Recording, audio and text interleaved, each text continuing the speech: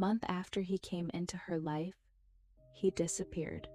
No warning, no explanation, no goodbye. And the worst part, everything had felt perfect just days before, because nothing about him felt like someone who would leave. He was consistent, present, real, or at least that's what she believed. But then came the silence, and silence has a way of changing everything, because once it starts, you begin to question everything you thought was real. They were already talking, already connected, already in each other's world, and somehow it felt effortless. Every day felt like a continuation, not a beginning. Messages that didn't feel forced, calls that didn't feel planned, conversations that just flowed. And Amari started noticing something dangerous. She was smiling more at her phone than at people around her. One evening after work, she went out with her friend Amanda just to relax, but even there, she wasn't really there. Her phone lit up again, and she smiled. Amanda leaned in. "You're doing that smile again. Who is he?" Amari hesitated, then said softly, "It's someone I've been talking to." Amanda smirked. "And he has you like this already?" Amari laughed, but deep down, she didn't understand it either, because it wasn't excitement. It was comfort. And comfort is what makes people lower their guard. That night didn't end at the restaurant. It followed her home. She lay on her bed, phone in hand, and he called. And just like that, the world disappeared. Hours passed, like minutes. No awkward pauses, no forced conversations, just two people talking like they had known each other forever.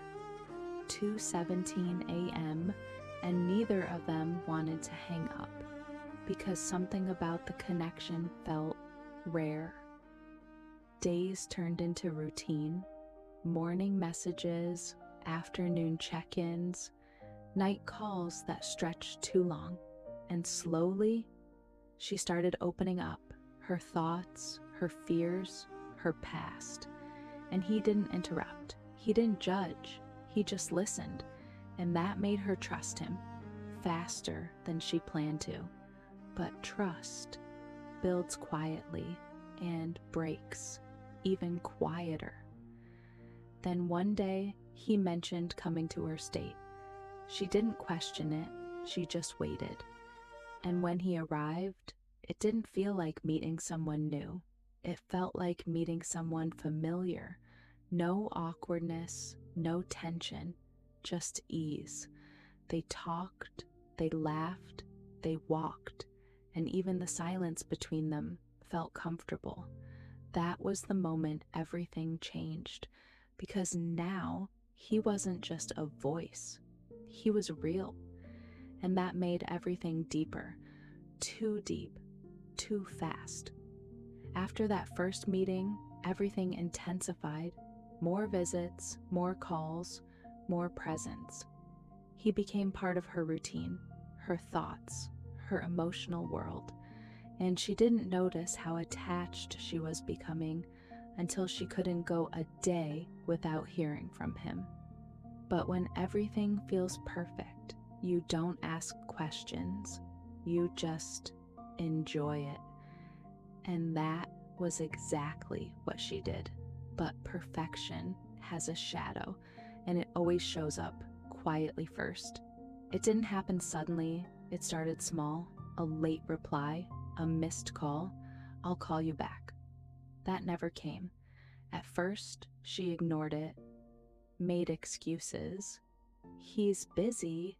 It's nothing. I'm overthinking." But slowly, she stopped feeling him the same way. She became the one calling more, waiting more, hoping more. And every time she called, the answers sounded the same. "I'll call you back. but he didn't always, and that silence started stretching longer. Then came that Sunday night. She called. The phone rang and rang and rang. No answer. She waited, thinking he was asleep. Monday came, nothing. Tuesday, nothing. Wednesday, still nothing. And that's when it hit her. Not suddenly, not loudly, but deeply. He wasn't coming back, and the hardest part, she couldn't even point to when he left, because people like that don't leave all at once. They leave in silence. And then came the breaking point. She stopped calling, stopped checking, stopped waiting. Not because it didn't hurt, but because it hurt too much to continue. She spoke to Amanda, she broke down, she questioned everything, and then she prayed, and something shifted inside her, not instantly, not magically, but quietly.